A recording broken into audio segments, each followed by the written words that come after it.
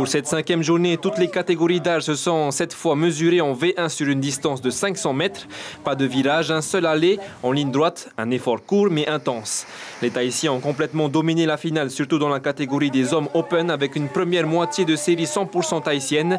Kevin Serran-Jérusalemi, à l'aise en toutes circonstances, a pris la première place. Je ne croyais pas tellement au titre du championnat du monde, vu que je me suis plutôt préparé pour les longues distances. Et après, au fur et à mesure les séries approchaient, je n'étais pas du tout prêt physiquement, psychologiquement, mais c'était dû aussi au décès de ma grand-mère. Je n'ai pas pu être présent pour elle à son enterrement et il me devait de ramener cette médaille d'or. Il vole le titre à Hititua Taerea qui s'était imposé lors de l'édition précédente. J'ai cru jusqu'au bout, jusqu'à l'arrivée, et c'est à l'arrivée que j'ai regardé Kevin est passé. Sur quel coup?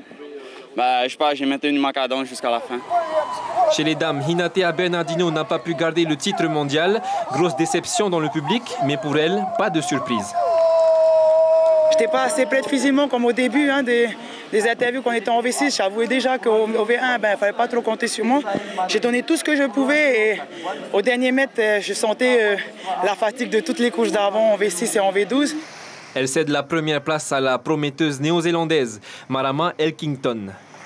Je m'attendais à ce que ce soit serré parce que nos temps étaient proches dans les séries précédentes. C'est ce qui s'est passé, mais je me suis concentrée sur ma course et j'ai gagné.